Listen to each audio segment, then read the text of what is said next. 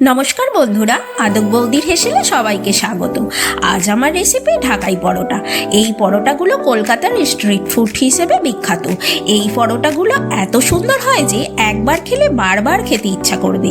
এই পরোটা করার জন্য প্রথমেই এক বাটি ময়দা, পরিমাণ মতো নুন, চিনি, সাদা তেল, বেকিং সোডা দিয়ে সব উপকরণ মিক্স করে নিয়ে অল্প অল্প জল দিয়ে ময়দা মেখে নেব।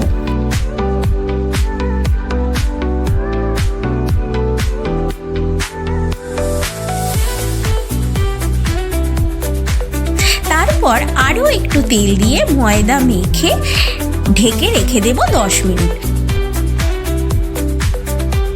10 মিনিট পর এই ময়দা থেকে লেচি কেটে নেব।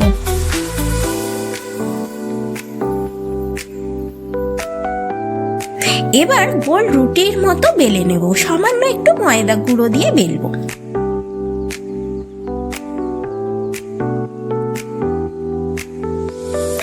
তারপর রুটির উপর তেল মাখিয়ে নেব।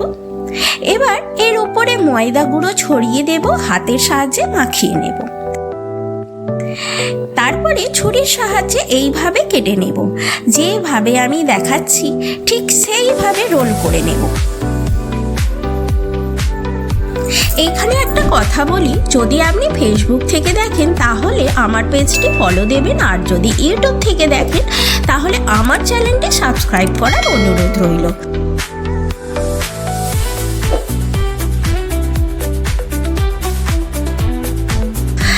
পিছনের দিকটা যাতে খুলে না যায় একটু জল দিয়ে ভালো করে মুড়ে দিতে হবে।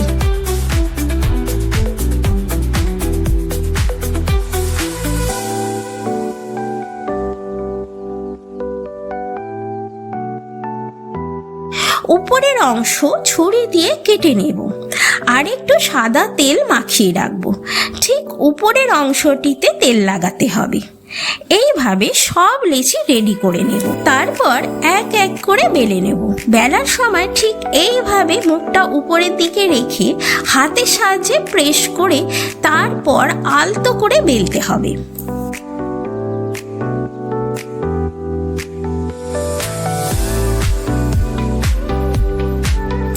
এবার ফুটন্ত তেলে ভেজে নিতে হবে।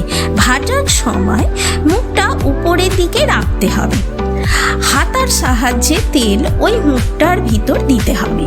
বেশ ভালো করে ভাজা হলে তবেই উল্টে অপরের পিঠ ভাজবো। একে একে আমি সব পরোটা রেডি করে নিলাম। এবার ঘুগনির সাথে পরিবেশন করব। আপনারা আপনাদের পছন্দ মতো তরকারি অথবা ডাল দিয়ে পরিবেশন করতে পারেন, তবে ঘুগনির সঙ্গে খেতে দারুণ হয়েছিল। আপনারা একবার হলেও বাড়িতে ট্রাই করবেন।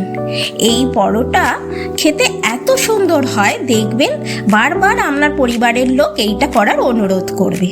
সবাই ভালো থাকবেন, সুস্থ থাকবেন। আবার কোনো সুন্দর রেসিপি নিয়ে হাজির হব, কথা দিলাম। এতক্ষণ ভিডিওটি দেখার জন্য ধন্যবাদ।